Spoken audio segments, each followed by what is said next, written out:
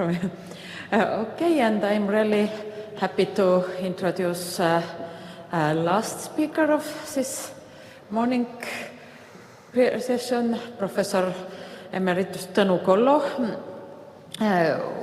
who handed his professorship over to me at some point, and is still active teaching and doing research. And he will also continue with some historical overview, but now focusing more on contributions to statistics by Wilhelm Lexis. Welcome to everybody. We have got a nice overview about Lexis' contributions to demography, but in my mind, he is at least as famous for his contributions to mathematical statistics.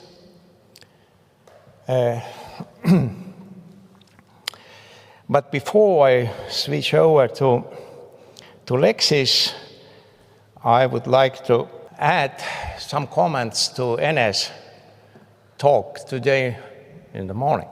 In fact, in 1820, a statute of the Tartu University was established, and this was a very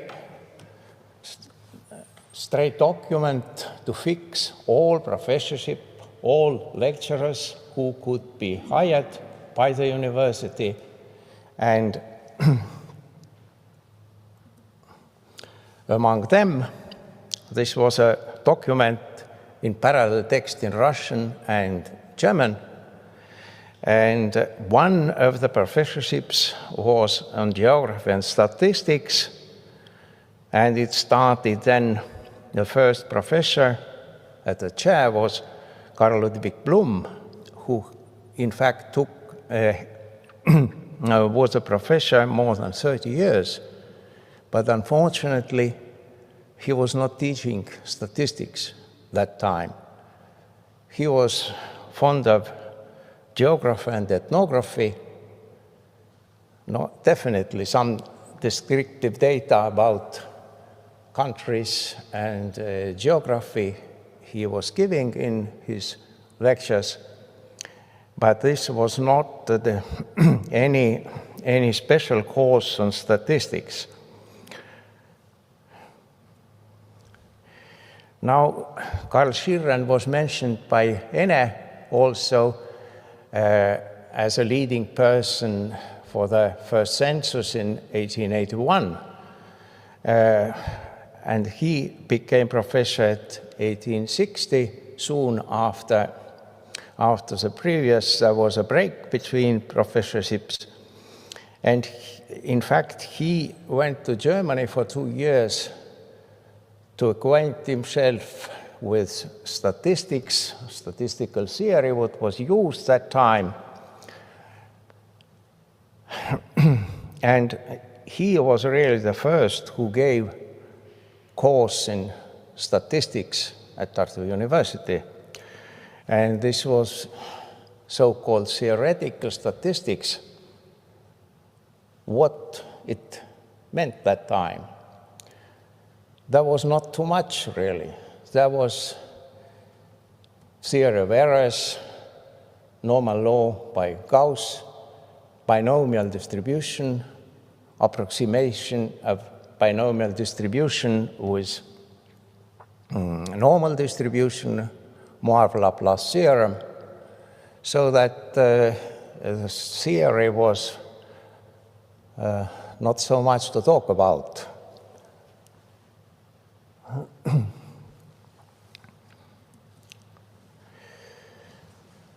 Now, the first professor really who,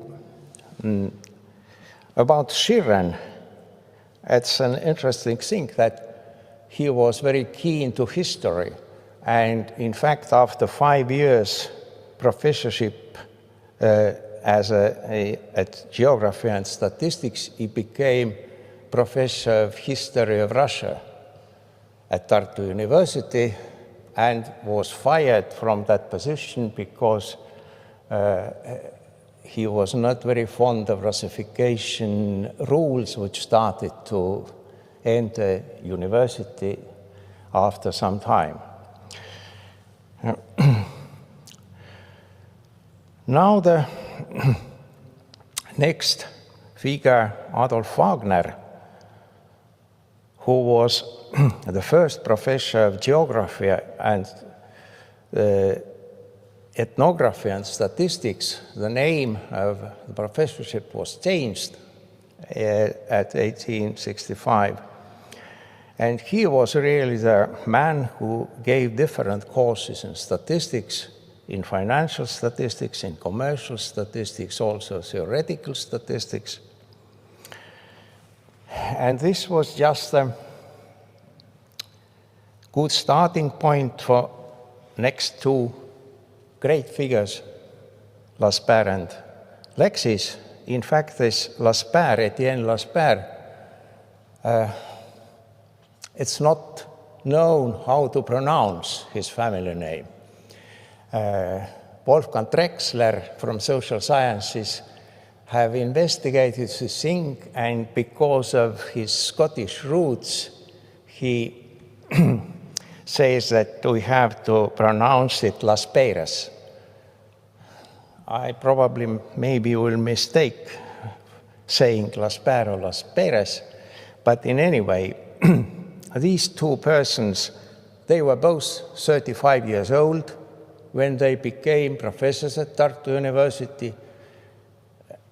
They both had first full professorship in their career here, and they both invented something what has been until now in history of science, in history of statistics. Las Peres in official statistics, where he created his famous index, and Lexis as a founder of time series and dispersion theory.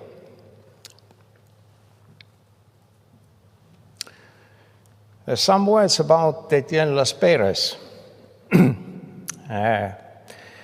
In fact, just 2 years, in fact, some year in 1871, he published a paper where he introduced his famous index to measure change of price of consumer basket. And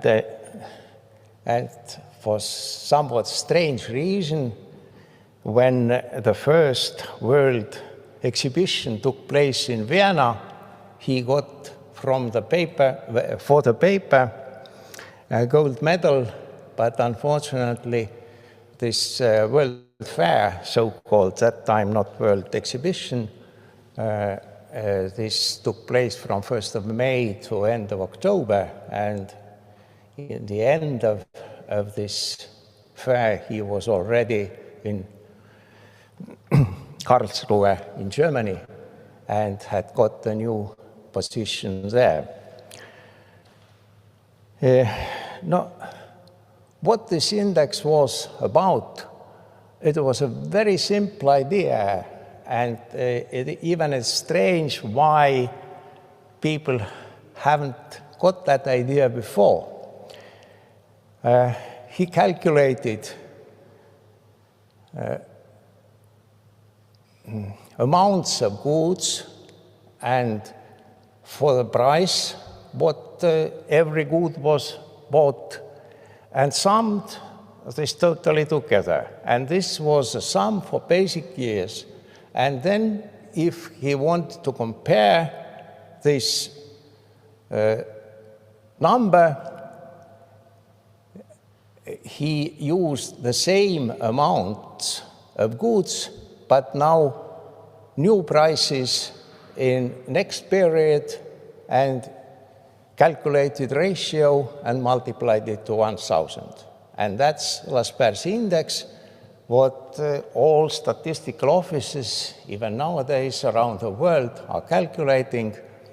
Now, there was a modification in 1993 from New Zealand Statistical Office, where they modified Laspers index, even to be able to calculate it in a more simple way. But definitely, he is among the 200 most famous economists in the world over all times. But unfortunately, I was not able to find a photograph of him as a 35-year-old man. And the same is about Leksis, whose photo has been already several times today here.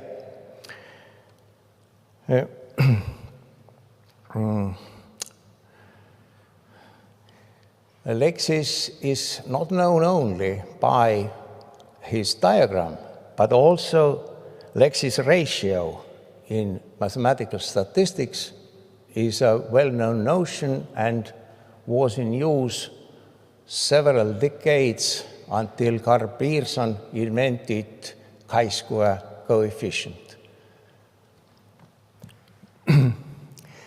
And the history of statistics by Stiegler refers to Leksis as a founder of time series analysis. And what he did really. No, definitely these studies were related to the demographical research what he did in Tartu, but it was published already 2 years later. The first paper on dispersion theory appeared in 1877 and the second one in 1879. But how he reached this statistical research. Now, he was really broad. He got PhD in mathematics, in analytical mechanics.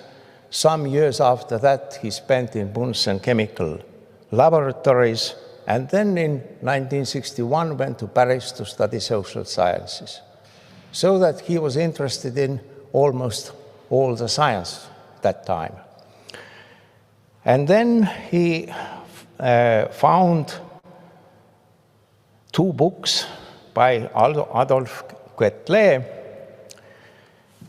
Quetelet was director of observatory in Brussels, and his idea was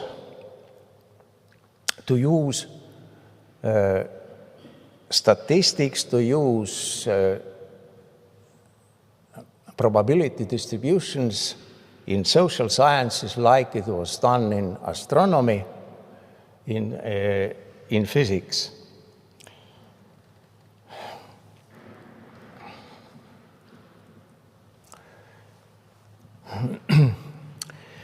Now, one citation from him, he wrote that we can predict how many individuals will be involved in family crimes, how many counterfeiters, valerahategijaid, and poisoners will be in a population group, and we can predict how many births and deaths will take place in certain area. And what he did, he applied normal approximation to the binomial distribution. That was a main thing, how this was really applied for predict behavior of different social events. Now, what was pity that he was not aware of Poisson's work.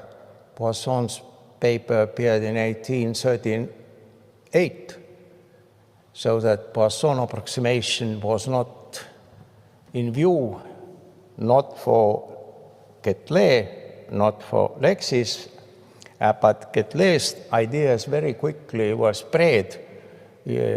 Also, his 2 books were translated very quickly into English also, so that it was not only French he wrote his books in French. And now let's move to the dispersion theory. As I said, there are two papers. At that time, he was already working in Freiburg as a professor. And this second paper was printed again in Vienna, 1903, and even translated into Russian in 1968. This was quite interesting book, O Theoria Dispersi, where after Lexi's paper also were contributions by Chubrov and some Russian statisticians who tried to develop further his ideas. But what Lexis did, he was first to look at different social events in time. And in his paper, this 1879, he considered number of infants' deaths in Bavaria from 1835 to 1860, and considered several classes of these events, divided by sex, by age, deaths in first year and second year, whether the death was legitimate or illegitimate, and for every this category, he calculated both male death rate and female death rate.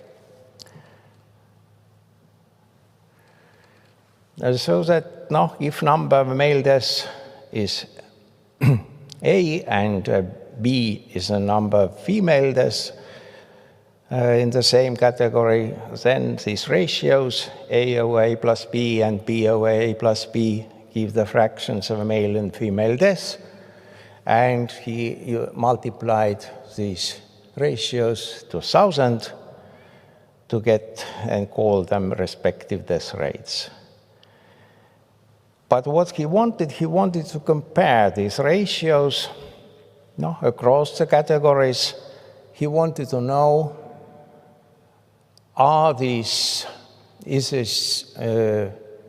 in this time series, is there some trend? Even if he took away trend, are these fluctuations around the mean, are they behaving in a similar way? Are they changing over time? And this was how he reached his so-called dispersion theory.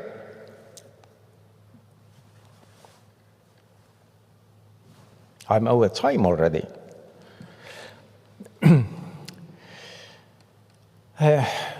What he did, he looked all these numbers as a binomially distributed random variables and approximated with normal distribution. And in nowadays version, this notation would be the following, that if we have n years, k cases to under consider, and k births or marriages, and then xi is a random variable which denotes male births or first marriages or anything else. And then he looked ratios, yi's, so that yi is just xi over k. He even permitted this k vary slightly over time, but his null hypothesis was that the series is behaving in a similar way over time.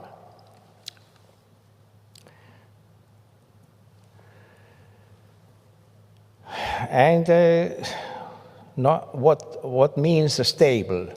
Is it behavior the same over time or not? And then he again used binomial sampling to show that. He considered variance of sums and then took a square root, got standard deviation, and then also divided it by n, by the period over time. And in this sense got a theoretical value for the standard deviation. And at the same time, he calculated also the estimate of standard deviation over the series. And then the ratio, estimated standard deviation over theoretical, he denoted by Q. That was a guess that this is just for the favor of Quetelet.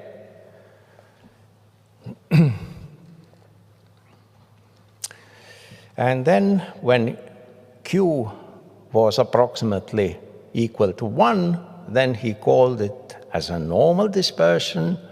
When this was greater, it was supernormal, and when it was less, then subnormal dispersion. And in fact, what he found out that most of the social events had a supernormal dispersion, so that this variance was growing in time.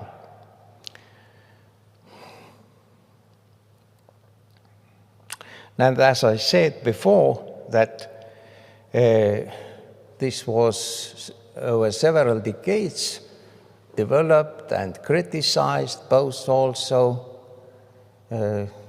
Bortkiewicz found that Poisson limit theorem also takes place, what Quetelet and Lexis had forgotten. But then, about 50 years after Lexis' papers, Ronald Aylmer Fisher showed that the characteristic which Lexis was using for founding this empirical standard deviation was nothing else than just Pearson chi-square coefficient for K2 tables.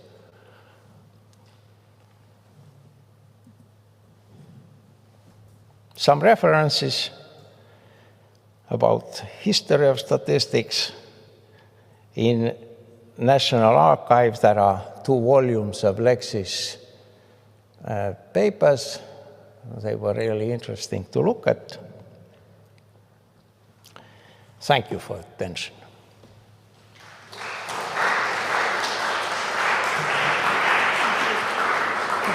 Thank you very much. Are there any questions to Tõnu?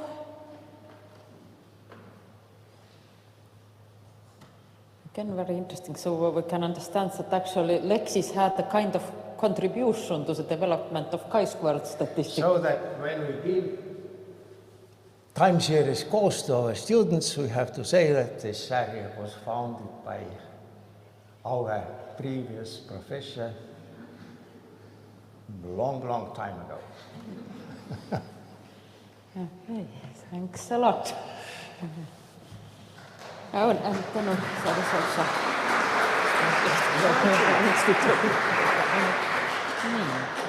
Okay, but now we do have time for lunch. There is no organized lunch for the event, but there is plenty of time to find your favorite place, either in town or go to the Delta Center and have lunch there.